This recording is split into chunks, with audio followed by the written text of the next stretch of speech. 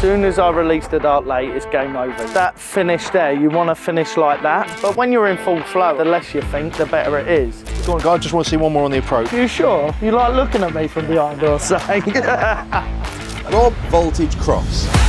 Former PDC World Champion, we'll take a look at what makes his throw so effective at the highest level. Also, we've got a special giveaway. Check the description below to see how you can enter.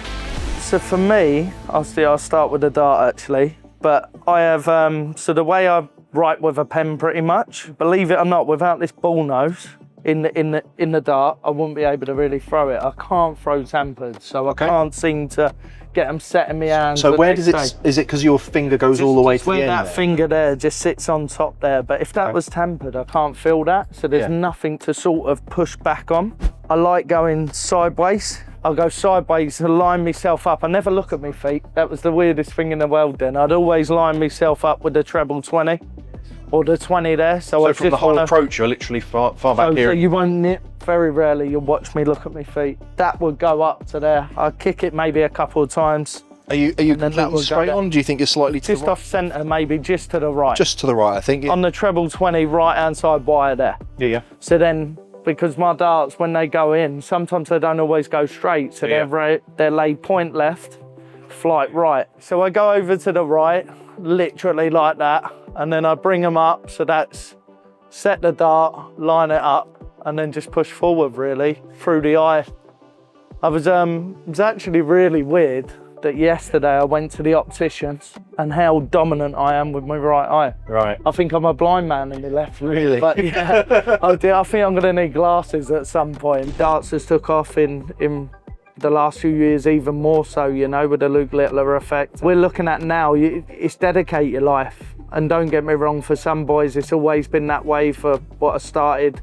Bit like myself, I have to work at it. If I don't work at the game, I don't sort of get anything. Where you got to get in there, you got to work hard, you got to dedicate yourself to it. And let's be honest, and then it comes down to a bit of luck and a bit of natural ability. But until you're there, you'll never know what you've really got. But if you work hard, I think that's the main thing. Don't get me wrong, I like to throw them firm anyway. And I think I went through a point when I was young, and the harder I threw them, long as I released it at the right time though, and it felt like everything used to go in. The problem is with that, having that hard snap, if I'm too fast here, I will release the dart late.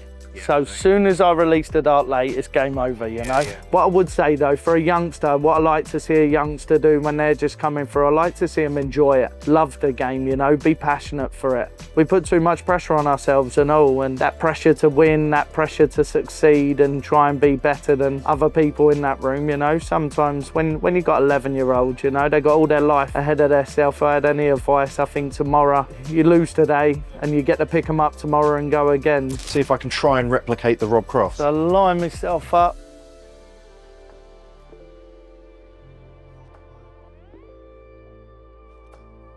That finish there, you want to finish like that.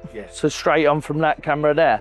If I come over, that's when I notice my dart decreases and I'm pulling all over the place, you know. So what do you mean with your... So that from there, as soon as it comes back, just straight through. So I want to finish something like that. Yeah. Instead of other times, I can finish like that. Right. So I'm already coming over as the dart's just gone. Straight away it won't make, so you prefer more of a... Yeah, so it has to be straight on, so you take pretty much your pressure just on that elbow there. Yeah. Come on then, let's have a look. Go on, I just want to see one more on the approach. Are you sure? Yeah, absolutely. Go on.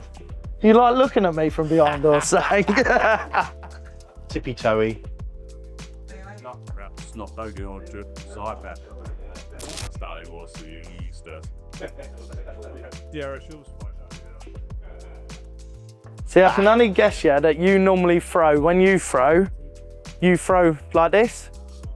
It's hard for me to be side on. Yeah, I agree. I'm not toe talking, I'm part on. I can notice that. Yeah. Just in the throw, because when you're like that, you don't go fully straight, so you're a little bit it's already. I'm going to try. So really, so best way to do it, if you get it side on and then aim, throw it down the side here. So that's it. Oh. Yeah, but they will go iron now because that elbow's just dropped. So yeah. It feels, I think, yeah, I hope you throw better with your normal throw. Absolutely, absolutely. I don't really know what works. Something works one day. Do I sight it here? Do I do my prep and go? I think that's just darts though, isn't it? One day it works and the next day, yeah. Consciously, you're thinking about when you're letting go of that dart as well? If you take a machine or anything, or a bow and arrow, and all the conditions are the same, you can only pull that back so far, and it's only going to make as far as what it makes. So it's going to be sort of regular. It's going to be consistent. Release, that makes sense. Release isn't something that a lot of people talk about, so I'm really glad that you brought it up, because there's no reason, why you can't bring a dart back and hit a point, and if you've done that exactly the same thing the next time, that's how you get your grouping, surely. So, stage, I love the lights, love all that, I love the crowd. It's just something about it, you go on the walk on, the hairs stand up on the back of your neck. There's not really a better feeling in the world, when you do something great in front of thousands, and it's the most rewarding game in the world, but at the same time it can be the most upsetting game in the world and all to us. So if you're throwing a dart, let's say I throw this now, right? Are you consciously in your head thinking, right, okay, that went quite high, maybe I can afford to go a little bit But late? now I can think, yeah. So now I can tone it down, and you can only, if your positionings are all the same, then surely, it only goes on a release from that position. Yeah. You could video yourself for 6 months and get everything spot on, but that release there. When you're throwing, just what's kind of, do you go completely mind out, or are you going like my first dart's gone and you're thinking about that release or something like that after? I think if I throw a horrible one, it'd definitely sort of creep in and think to myself, I've got to let it go earlier. But when you're in full flow, I suppose the less you think, the better it is. Sure. But if I'm on the practice board and stuff, and I'm always thinking about that, I'm trying to get that bit perfect. Yeah. Because I know if I get my release right, I can't really sort of miss it. Yeah. It's a silly game, I know. And it's a confidence you're game. the first person that's actually ever said that, and I think that's but I think, you get an early release and you get a late release. The later you release it, it's fact, it goes lower. When you're above the treble, it can open that treble. All right, don't get me wrong, if you're 2-3 inches higher than that treble, I think you've got an issue, because it's quite a big adjustment. Yeah. But if you're within, say, an inch, you've got something to work with then.